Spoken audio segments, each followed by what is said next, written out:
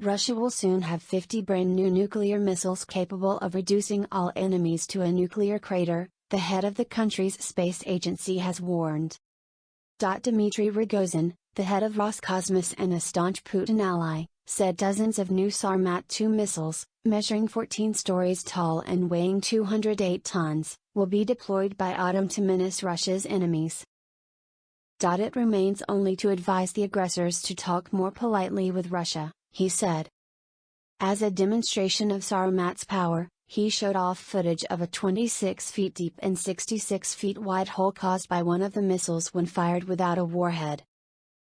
He said, with a nuclear charge, such a crater at an enemy site will be, well, very large and very deep, and radioactive. And not just one, but exactly as many as the most powerful nuclear missile in the world will deliver to the territory of a fierce enemy. And we will soon have almost 50 such Sarmats. The missile is known in the West as Satan-2, on combat duty. It remains only to advise the aggressors to talk more politely with Russia. Rogozin, a former deputy prime minister and Putin super loyalist, has made several recent threats of nuclear strikes against the West involving Satan-2. For his latest threat, he used footage from Russian TV channel Zvezda, run by the Defense Ministry. The Satan-2 missile is the height of a 14-story tower block and weighs 208 tons, say the Russians. The intercontinental ballistic missile has a range of 11,200 miles and can strike at targets at 15,880 miles per hour after flying in outer space or via the North or South poles. As Viz.TV journalist Alexander Kursky said at the Kura military test site on the Kamchatka Peninsula, this crater left by a Sarmat test launch just strikes my imagination. No warhead, but the depth is 8 meters, 26 feet, and diameter 20 meters, 66 feet.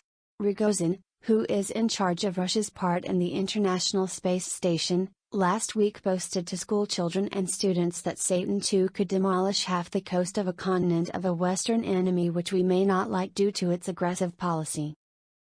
2 weeks ago Rogozin threatened to expunge Ukraine from the map and destroy the West in half an hour. NATO is waging a war against us, he said at the time. They didn't announce it, but that doesn't change anything. Now it's obvious to everyone, the 58-year-old Putin crony said, in a nuclear war, NATO countries will be destroyed by us in half an hour.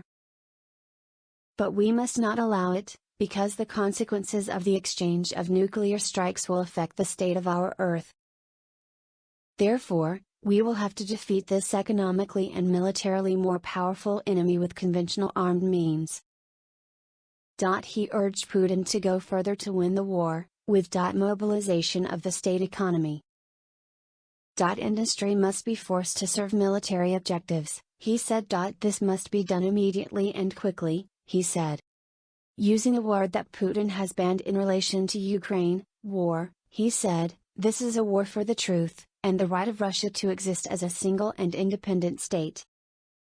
He insisted, the very existence of a Ukraine separate from Russia will inevitably turn it into anti-Russia and a springboard of the West for aggression against our people. That is why what we call a special military operation goes far beyond its original meaning and geography.